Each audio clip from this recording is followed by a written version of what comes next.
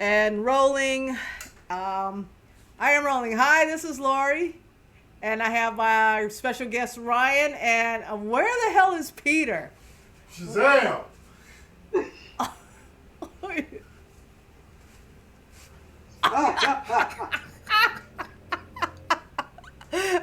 Nice suit, Peter. Well, yeah, You've been working out? a little bit, yeah.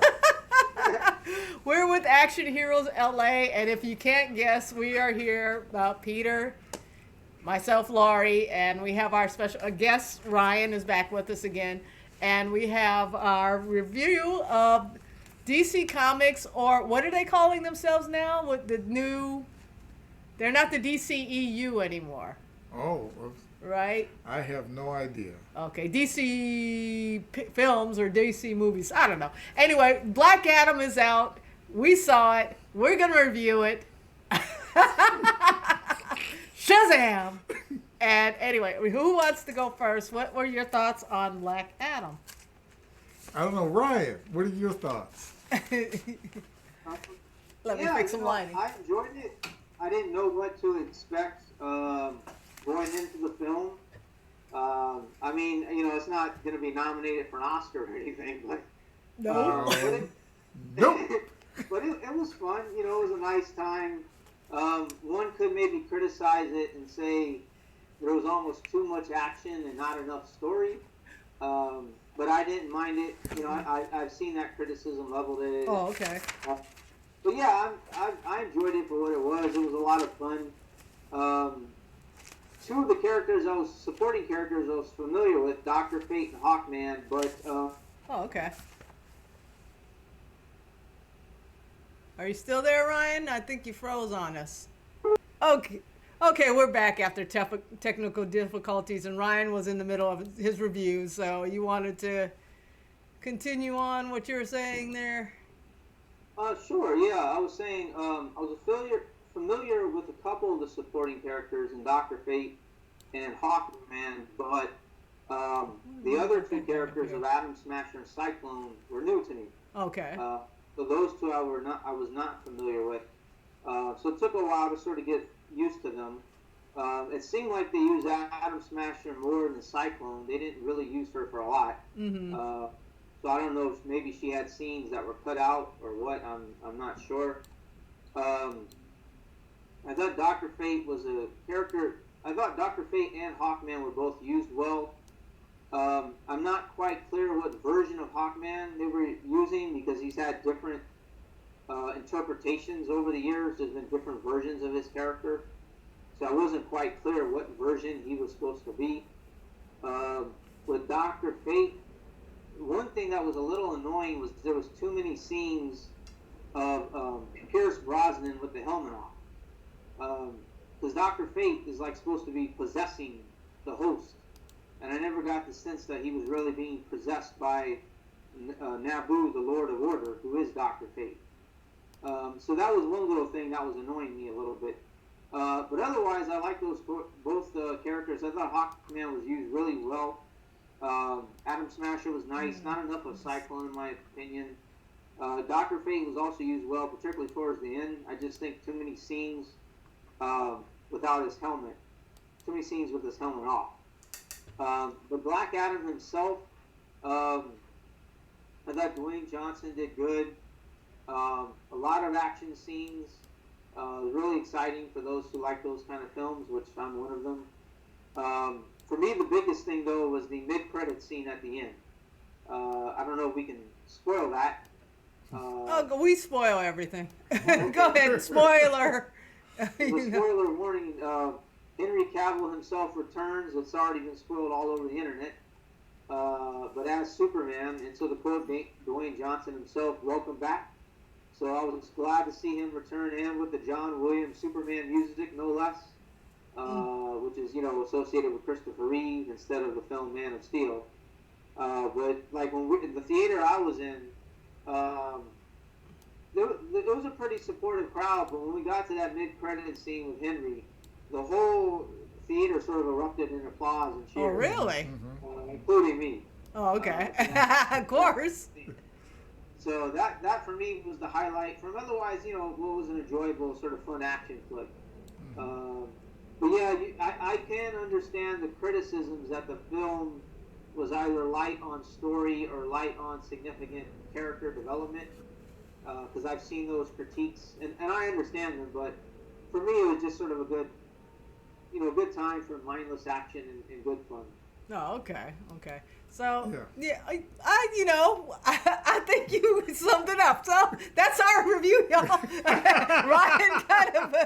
No, it was. I was entertained, but I didn't particularly. I didn't come out of there thinking it was a good movie. It's just kind of DC does as DC does, and what usually plagues their movies is a lack of character development and storylines that work. And mainly the character development really bugs me. But I was entertained. I was afraid of because like seeing the trailer early on, and the scene that with the rock flying, and it'll pop up here here it is right here behind us right now. So in him he just looked really weird flying, and I was afraid that he's just too big and bulky, and he looks like a rock flying. That it wouldn't look good. But that opening scene, I was like, wow, this movie looks awesome. And a lot of the visuals of the movie I thought were really done well. But and that scene ended up, I don't know, either I fell asleep at some point, but I didn't see it. They cut it out. They cut it out, but that worked. Yeah. So, any words? I have pages on this movie actually. That I wrote down while I was on the plane. I am a Marvel guy. Yeah, I know. That we know that. But I really, really, really like this DC movie. You like this one? Yeah, I usually don't like, except for Batman. I just know for DC. They You're just not in can't DC. do it. But I am glad that they decided to film it at Xavier's school. You were talking.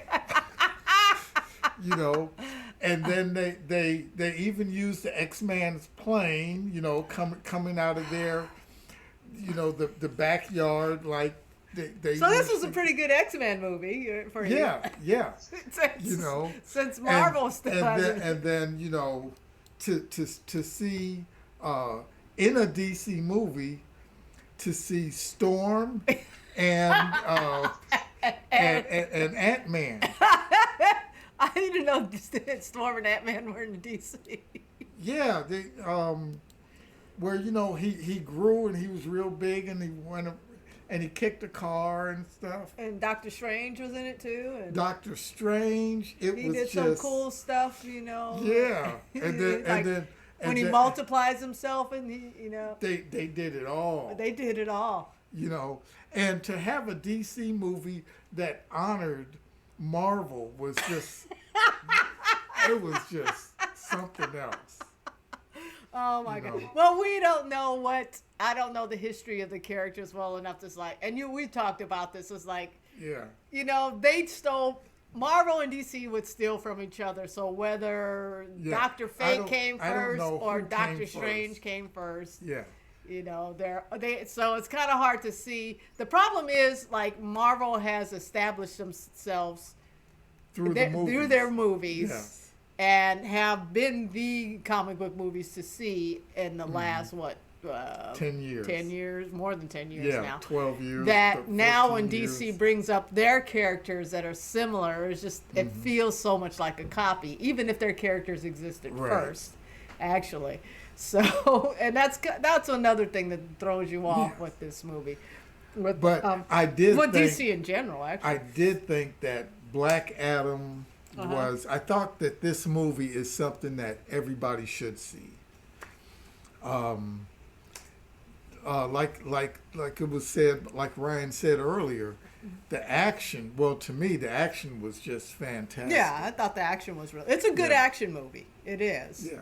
It lacks character development and good story development. Yeah, because like this stuff that Black Adam had on, These are actually supposed to be leather with chains on them, and Yeah. the belt leather with chains Yeah. on it. Yeah. But they never developed on, well, why was there chains?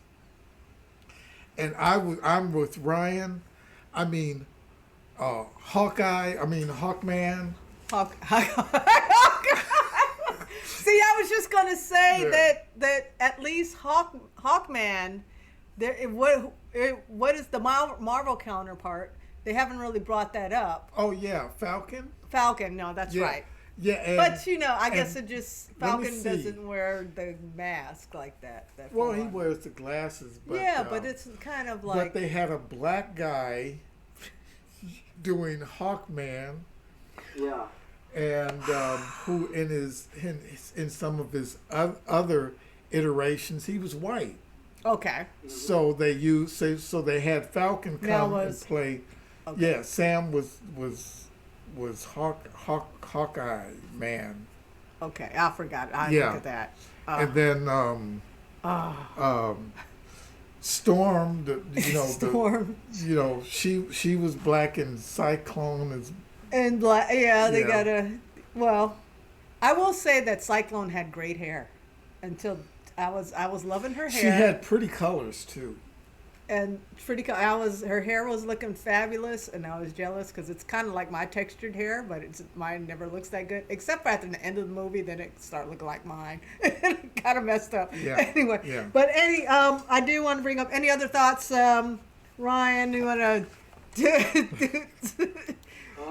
get any comments about the duplicates of? It's hard to, like I said, it's hard to see characters from they're so similar. Yeah. What I the abilities am and glad stuff. that they took out the flying scene. Yeah, I am glad they took that out. Yeah, because damaging the same wing, same type of planes, and everything is. Was that the scene you were saying is like Iron Man? Yeah, That was Marvel kinda- already did it, so I'm glad Yeah. that DC didn't do it. So I wrote all these notes when I was on my plane on the plane the other day, but I'm probably not going to go on through them. But I want to get into the whole thing with the lack of character development and The Rock's performance. I had problem with, and basically when this movie started, there's a kid, and he's gonna. I was like, The Rock is gonna pair up with this young kid, and I thought, okay, Terminator 2. They're gonna go for a Terminator 2 thing, and then watching it, I'm like, why didn't you guys watch Terminator 2? Why didn't you? If you were, it's right there how to do a great, relationship between a anti-hero kind of this. Yes. That kind of character. Yes. He's supposed to be a killer. He's supposed to be not really a good guy, and and play it. But you know what? Overall, I was just like, go see this movie. Yeah. If you like superhero movies, it is a good superhero movie. It's a DC movie. It's just like all the other DC movies, though. Where they still have a problem, they need to really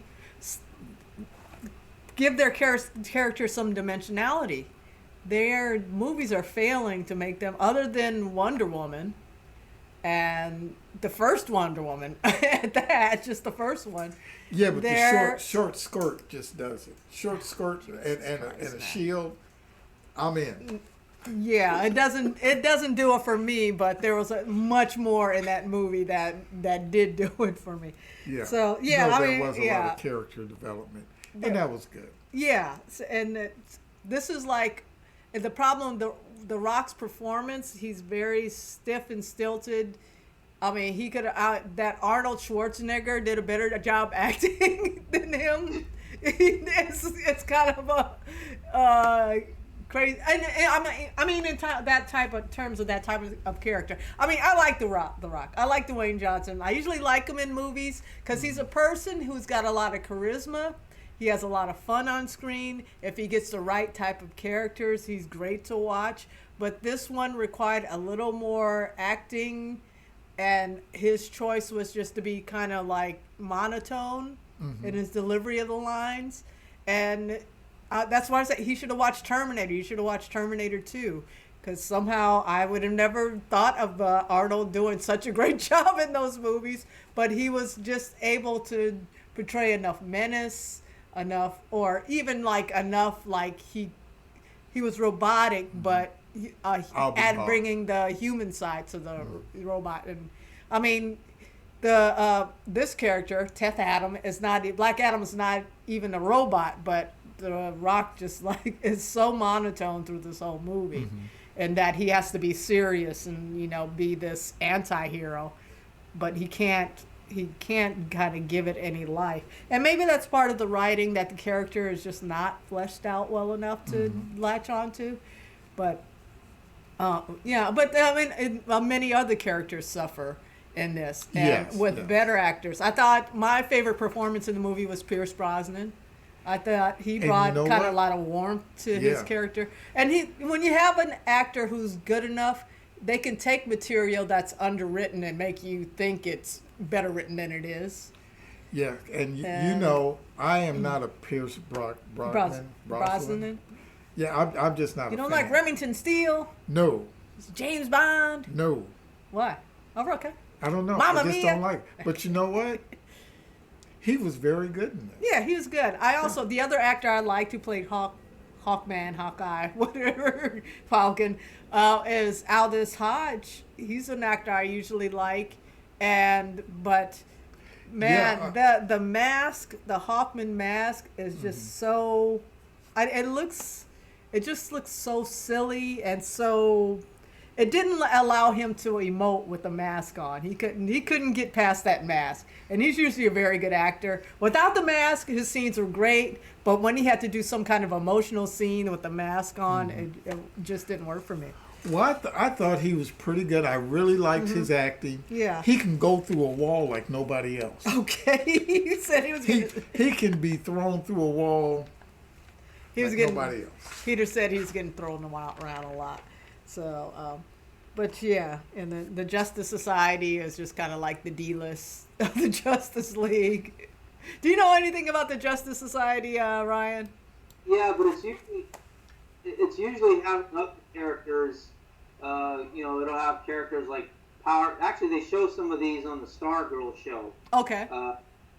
Where you'll have sort of usually characters from the golden age of DC Comics, from the late 30s and 40s. Oh, okay. Okay. Characters like the original Flash, Jay Garrick, or the original Green Lantern. Okay. Al Scott, and there's other characters like Hourman. Flint. In later decades, they added new characters like Power Girl and Star Girl to the JSA, but usually it's comprised of characters from the 40s, late 30s and 40s, who are still around decades later.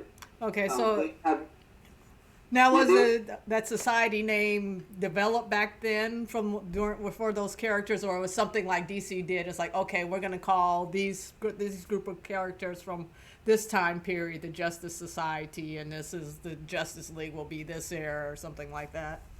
Yeah, because what happened pre-crisis was the Justice Society of America, the JSA, was sort of the first team of superheroes. They defeated the Justice League. Okay. And then when DC Comics introduced the concept of the multiverse, which I think was like 1962, I want to say, they focused on two different Earths, Earth 1 and Earth 2. Mm-hmm. And all the Golden Age heroes, which included the JSA, was on Earth 2. And the newer heroes at that time, in the 50s and 60s, were on Earth 1. And that's where you had the Justice League of America. Oh, okay. But then, after the Crisis on Infinite Earths reboot in the mid-'80s, they wanted to have everything in one universe. And they developed this notion that the JSA had been the first team of heroes since World War II. And then later in the timeline, Superman and Batman and Wonder Woman and the Justice League sort of came about. And we've kind of had that notion ever since. There was another reboot back in 2011, the Flashpoint reboot, New 52. I don't know if they maintained that same notion since. They had the Justice League at the beginning, but I don't think they had the Justice Society at the start of the New 52. My understanding is correct. I don't believe they came in until at the end of the Rebirth event, DC Rebirth, which was in the sequel to Watchmen, Doomsday Clock. I think that was when they introduced the JSA in the post-Flashpoint universe for DC Comics, if my understanding is correct. Oh, okay. But yeah, JSA's been around a long time. Okay. But I agree that they operate here sort of like, what did you say, the D-list? The D-list of the Justice League. Yeah, you got your A-list superheroes with Batman, Superman, Wonder Woman, and Flash, and although I don't know if Cyborg is considered Aquaman nowadays. Speaking of which, there's another actor who's got a lot of charisma, and but Aquaman had a little more. He didn't have to be so stilted and stuff. See, anyway, Jason Momoa did a little better job than The Rock did, bringing that to. Plus, I think the James Wan is a better director too, who brought some interesting elements to kind of the standard DC format with Aquaman. So yeah, I don't know. I don't have any other thoughts. I did enjoy it as just an entertaining action movie. I do wish DC would kind of break out of this kind of format. They seem this rut they're stuck in, this like lack of character development, this kind of the story development also lacking. Now, they just had news. DC announced who's taking over. Who's going to be the Kevin Feige of their universe. They hired James Gunn and I forget some other guy. Did you have any opinions? Do you know anything about that, Ryan? Did you hear anything of that? Yeah, about the new DC Studios that they created. And DC Studios, that's it. That's it. Yeah. Okay. And like you said, they have both not Kevin Feige, but James Gunn. And another producer in charge. And Gunn is going to oversee sort of the creative side of it, and the other guy will oversee sort of the business side. Oh, okay, that's why. Okay, so James Gunn is going to be in the Kevin Feige role, basically. Yeah, and just emphasizing the creative side, and the other guy will emphasize the business side. Yeah. So I don't know, James Gunn. We know him from Guardians of the Galaxy. I think I've only seen the first one of that movie, and also like with his Suicide Squad, which was, to me, I forgot. Did you get it? What was your opinion of the second Suicide Squad, Ryan? It was okay. It was okay. I thought it was overly violent, and it was anyway. But so it'll be interesting. I mean, I don't know. I guess we'll just have to see where we go. I don't know. I thought it was overly sexual, especially when they start talking about the beach. I can't remember.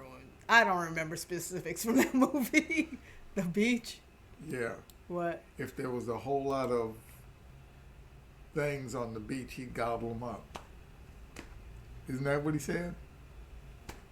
I don't remember the line. The invasion scene at the beginning of the movie where they're fighting on the beach? No, not the first invasion on the beach, but the second one when the Suicide Squad had been pared down, and he'd say he'd eat up a whole beach full of things. I'm afraid if I look this up, I'm gonna regret it. So I'm just gonna leave it alone because it was a movie I didn't enjoy too much because I thought the violence was a little too excessive, and I mean James Gunn kind of gets into that jokey area where it could be at the expense of telling the story in the way I like Thor: Love and Thunder. Or the starfish, the big starfish. Yeah, the big. I forgot the kaiju, what they ever call it. Starro. Starro. Yeah, at the end of that, Starro. what is they? It's a Japanese term for like when they have these giant monsters, people in a suit at the end of a movie So, anyway, so that's we want to wrap this up. Black Adam is in theaters. Any final thoughts on anything you wanted to express that we didn't talk about tonight? No, but I'd say go see it. You can go see it. It's good action. There's some good visual effects. There's some likable performances. It is a pretty thin movie, story wise and character development wise, but so look for the pretty visuals. Yeah. And comic book stuff. Good if you like comic book stuff. movies, you'll enjoy it. Won't be the best one you've seen, but anyway. We're just waiting for that next Black Panther now. I'm hearing it. So, all right, are we out, Ryan? Any last words for you? Yeah, I agree. I'd highly recommend it, especially if you like the superhero genre or action films. I'd recommend this film to you. The only other two things I'll say is that one, I thought the demon villain or whatever that doesn't really appear till the end. Right. I thought that could have been developed a lot more. That was kind of a weak that one. kind of like popped up out of nowhere. So, okay. Yeah, I thought that was something that could have been, that definitely used some more development. I never really kind of got a grasp on what he was supposed to be, and was supposed to be for the film story. But I would have liked to have seen a stronger depiction of that. Yeah. But other than that, I'll just say what really has me excited is the mid-credit scene and. Oh yeah, that's right. Yeah, what DC is doing with Superman. Henry Cavill is saying all the right things about wanting an optimistic and joyful Superman. Thank you. Not what we had before with the Zack Snyder universe. So that's what's got me excited. And I would have never imagined that it would have been The Rock who would have helped bring Superman back. He has a connection with Henry Cavill because both of them have the same business manager. Oh, okay. And he fought for the last 5-6 years with the head of DC Studios, Walter Hamada, to have them bring back Cavill. Oh, wow. Hamada didn't really want to deal with Cavill. But once they saw there was a change in leadership coming about, they fought some more, and they were able to get permission to bring back Henry. Oh, okay. So that's the big thing I take away from all this going forward, that I have to give major props to The Rock for doing that. Yeah. Okay. And I did want to mention it's like when Viola Davis showed up, I was expecting her to get into the action. Have you seen The Woman King? Oh no! Oh my God! Viola Davis could have taken all of them out. Yeah. She would have been great.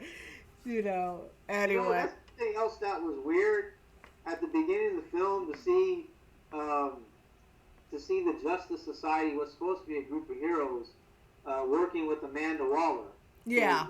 We did, yeah. Who runs the Suicide Squad. Exactly, yeah. And what's she doing calling Superman up, How does that work? It didn't make any sense that Amanda Waller is overseeing a group of heroes with the Justice Society or is supporting Superman. It didn't really make sense to me there story-wise, but I won't think too hard. I tell you, I mean, she's such a presence on screen, though. It's just like just her appearance just kind of gives the movie a certain certain groundedness and gravity and weight that once she's gone, that's what a good actor can do. Yes, because the thing is, she's such a good actor in this. And in the Suicide Squad things, that I don't like her at all. Okay. Because I guess I'm not supposed to like her. And no, well, she's in charge of. Yeah, she's kind of villainous. She'll stab you in the back of the head with a spoon. I mean, she has that much force. She has that much force. I was like, did I miss a scene in The Woman King or something? No. I don't know. Anyway, but so. Let's wrap it up. Let's call it let's wrap up Black Adam. Shazam! You didn't change. No, I'm not. I'm not going back. You're not going back. Anyway, it's in theaters now. If you've seen it, let us know what you think in the comments. And we out. We are out. We are out. Thanks, Ryan. It's good to see you again. It is. All right. Have a good night. Oh, he's coming. All right.